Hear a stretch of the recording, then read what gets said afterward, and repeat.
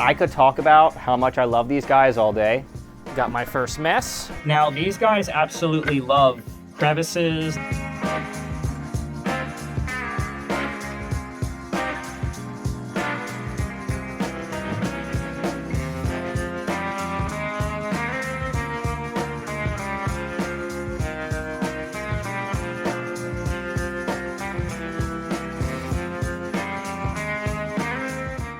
Hi guys, how's it going? My name is Josh. I am the owner and founder of the Bldg. I'm actually here at my store in Houston. You guys can come check us out Monday through Saturday, as well as visit my website, Bldg.com. And guys, I know it's been a while, but I have a really awesome full step-by-step build video that we're gonna do today. And we're gonna be doing it for one of my favorite Antaresia pythons, which is the children's python. I actually have one of my breeders right here in front of me. These are amazing little pythons that rarely exceed 3 feet long from the northern territories of Australia.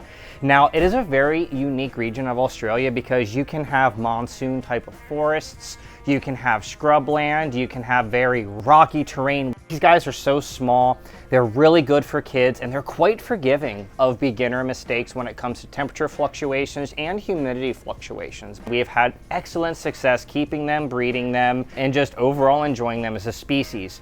Now, their rustic coloration is usually boasted by a very strong iridescence that under the correct light you can hit it. I could talk about how much I love these guys all day. I really could, but I think what's most important right now is for us to get building. Pretty excited to do it. Let's get started. Okay, so the first thing I need to do is get my glass tracking protected so I don't get a whole bunch of substrate into my cracking. Really easy, handy trick at home. So for children's pythons, we do like to use a mixture here. I will use about a 60-40 split of Firma and Sahara, respectively. And the reason that is just because of how, you know, rocky and just with how their terrain basically is. You can also just use straight terra firma. You just really want to make sure that you just keep a really close eye on your humidity. So you might have to do a little less misting. We put this Sahara in here to help facilitate steadiness because it is in a PVC habitat. So this is a 4x2x2. So what I'm gonna do is I'm gonna take my first container of Firma right here. Got my first mess. And then I'm gonna spread it out like this. It is really important that you do give them the ability to burrow a little bit. So then there's the Sahara going directly on top. Got another bin of Firma right here. So what I'm gonna do is I'm actually only gonna put about half of it in here. The next step for me is to get in a little bit of my BioShot. For our BioShot, it's a 1-to-1 ratio for a quartz substrate.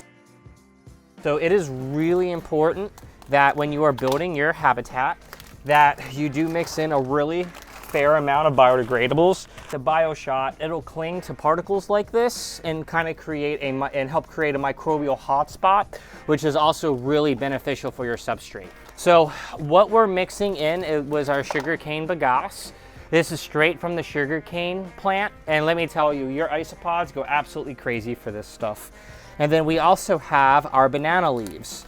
So banana leaves are another really, really good option that we include in a lot of our kits because not only are they fully pasteurized, but they're thin, but they're extremely fibrous. We know that springtails, isopods, as well as your dirt absolutely loves organic matter because it also facilitates the positive bacteria, the positive fungi, and all the other things that you need to have a successful terrarium. It does put a little bit of nutrition into the soil as well to help jumpstart your plants so that way they can not go into shock as aggressively. And we got our sugarcane bagasse with a little bit of BioShot on top of the layer of Firma and Sahara. The next step that I need to do is I'm actually gonna put in 1 layer of mango leaves. We intentionally use these things because A, we know they're safe, they're fully pasteurized when they come to us. So when you're getting them out of the bag, you know that you're getting a safe product. A lot of our customers that come into the store, they say, hey, you know, I want to go collect leaves outside. I'm like, do it. Just make sure you boil them really, really good. Because what you put in here stays in here. I'm going to give this layer just a little bit of a mist. Then we're just gonna come in here, we're gonna do a nice little mix of the current biodegradables that we have implemented in here. I got a little bit more Firma. So now we're at a total of 3 36-quart bags. Keep in mind, this soil is gonna compact. So I am gonna take a little bit more. Then we have the remaining biodegradables. So I got 2 things of mango leaves right here. And then I got some banana leaves right here. Now the reason I'm breaking it up, A, is because the amount of substrate I'm using, and B, it's to make sure that I am ensuring that I'm having biodegradables reach the very bottom. So here I do have a little bit of lightly misted moss. And what I'm going to do is I'm going to take some of the sphagnum moss and I'm just going to put a tiny bit here on this back left corner. And then I'm going to go over here by the hot spot, which this is going to dry out your substrate significantly faster. So to help retain your moisture layer on the hot spot under the substrates, we're talking 2, 3, 4 inches down, that's where I'm going to mix a little bit more spag. So now that we have all the rest of the stuff in, now it's time to thoroughly mix it up. Now, what I'm going to be doing is essentially creating a front-facing cliff that's right by the hot side. So how I'm going to do that first is I'm going to start a basic entry level of a canyon here. So I'm going to make sure that there is moss here on the side, like this. And I'm going to put this bad boy Tufa stone right like this. Okay, dig it. Check.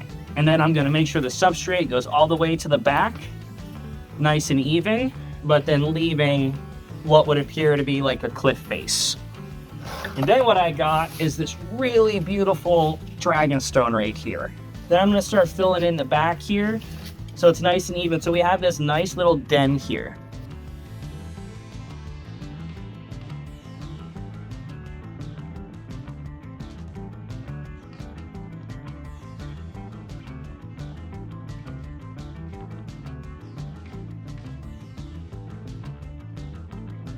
Now, one of the things that as a keeper, when you're stacking rocks, that you always want to be aware of is, can my snakes move these rocks? And if my snakes do move these rocks, can they get hurt? So I got some of our Terrarium super glue. And what I'm going to do is I'm just going to look at some of the points. And I'm just going to literally put down some of the Terrarium safe glue. You do not have to do this, but I do this because I want to make sure that, you know, my snakes are safe. And then the spots that I put it, all I'm gonna do is put a little bit of dirt right there. This is gonna provide a lot of different types of gradients. It's a good amount of basking opportunities for our critters. Now what I'm going to do is I have some really nice plants. I'm starting with plants that can deal with heat. So here I have a ponytail palm, and here I have a Cryptanthus earth star. So I'm gonna fully plant it. And then I have a really nice earth star that can deal with some heat, but nothing too crazy. This is a Sansevieria. Drought resistant, drought tolerant, root systems aren't too extensive, and it can handle the strength and weight of your snakes. And I'm actually gonna put this guy right here. Now, it's really important for the Sansevierias that their entire root system is buried. I really like how this section turned out. I am now gonna put in some hardscape and other places to hide and climb. The first thing that I really like here is big boy tube. Now, the thing with big boy tube is it's gonna take up a lot of space. But that's okay because I'm gonna be able to do a lot of stuff with it anyway. So, big boy tube. What I'm actually going to do is I'm actually going to bury it almost all the way down to the bottom. Now I'm leaving enough space. So I can put a plant back here behind it.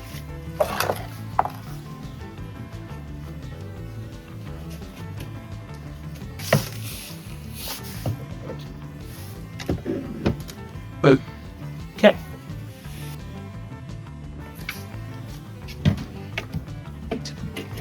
And there we have it. A really beautiful hardscape. The next step is to get some more plants in here. This is a really nice Guatemalan palm. We love these similar root system to the ponytail. So what I realized is I didn't have a spot for their water bowl, which is going to be right here. So I ended up moving the Sansevieria from here over to here. I'm going to bury this as deep as I can get it, while making sure the base is secured and that the stalk has room to breathe. Here we have a money tree.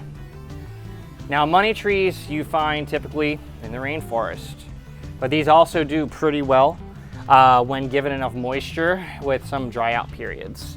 And we're gonna put the money tree here on the cool side, right here in the back. And then last but not least, I have this really nice Dracaena compacta. This is another really good plant that thrives in the firma, and that also can handle the high weight of the snakes. And for that one, I'm actually going to put that right side here. You can't even really see it. The primary reason I'm doing that is because the root systems, once the plant takes off, is really going to benefit your soil back here that may not get interacted with as much. And here we have a little peperomia. Put it right at the front. Right there. So here, I got my big water bowl, and that's going to go right here in the front. Boom. Got a couple of the seed pods that I'm just going to kind of throw around here on the sides where the biodegradables aren't as thick. There we go. Then I'm going to take a little bit of calcium. This is our biocalcium bone, cuttlefish bone. What that's going to do is help put, again, more nutrients in your substrate, create really good spots for your isopods to get some food. So the next step that we need to do is we're going to introduce our springtails and our isopods. Here we have tropical springtails. If you are going under 40%, do not use tropical, they will not survive. What I'm going to do is I'm actually going to put it underneath where the water bowl is going to be. That's number one. Number two, boom. These cultures will last you indefinite. You can give them some of my BioDude springtail grub once a week. Mist them once a week. Now, for our isopods, so the first species we're using are dairy cows. Check these guys out. Now, we're using dairy cows because they're going to be really efficient at breaking down the large organic matter. I'm actually going to put them right here on the cool side. Boom. Maybe we have more dairy cows, so I'm going to put them over here. So we just put in a total of 60. It's highly recommended to make sure that you are putting enough isopods in that they can find each other. So we're putting in a total of 90, and then here we have some powders. Now I'm going to put the powders right over here by the rock. When you are keeping dairy cows and other type of really protein-hungry critters, I highly recommend feeding your isopods a varied diet within your habitat. You only want to put the amount that they're going to eat in 24 hours. So we do not want to leave this food in here for days.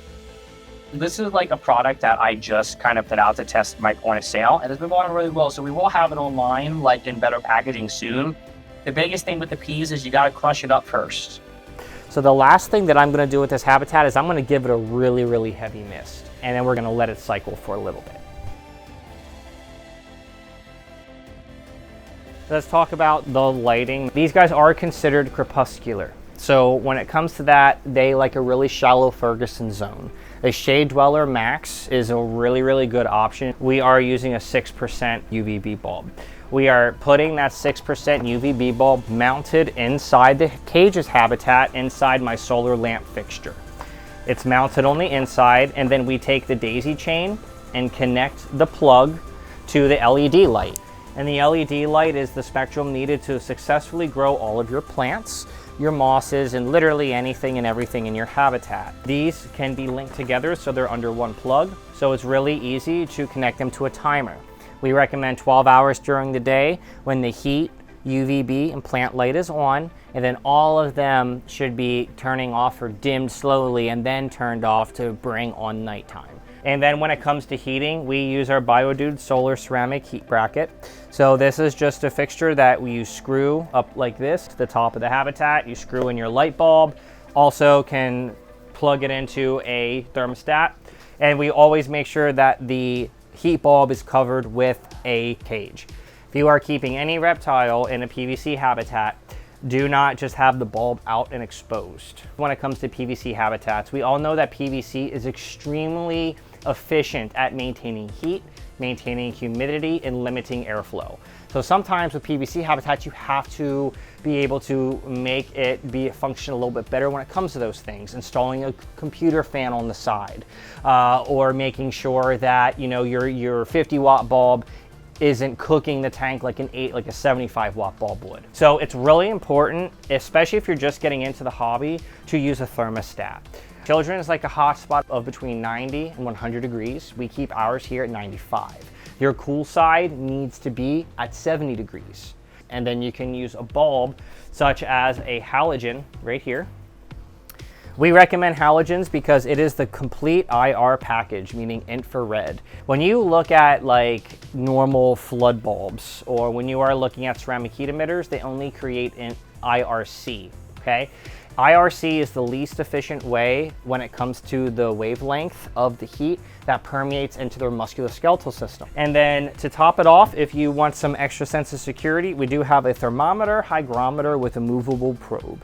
It'll give you real-time action as to what what your humidity is and what your temperature is.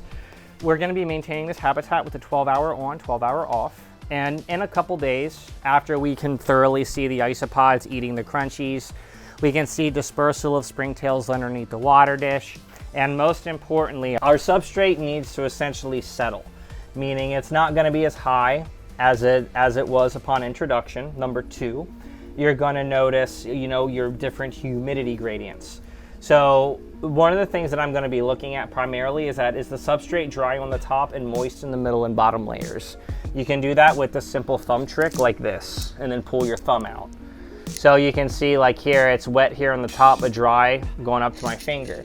So I need to effectively give these plants a nice watering, let everything sit and cycle for a couple days, and then come and reevaluate the moisture level of the substrate, make sure my parameters are good, and then we will be able to introduce our snakes. I recommend you guys do this for any one of your animals that you're bringing into your new bioactive habitat. I highly recommend at least letting it get cycled for a couple days, letting your cleanup crew get established, as well as making sure that all of your gradients are correct. Because the last thing that you want is to introduce your animal and accidentally give them a skin infection because the top of the soil is too wet. I really hope that you guys enjoyed this video. I sure had a lot of fun doing a build video. And of course, I appreciate everyone's support with my small business here in Houston. We do offer captive bred children's pythons here in store and on my website. We have bioactive kits for them. We have extensive care sheets for them. But anyway, guys, my name is Josh. I am the owner and founder of the Biodude. It's been a great day here, and I really hope you guys enjoyed this video. The dude abides.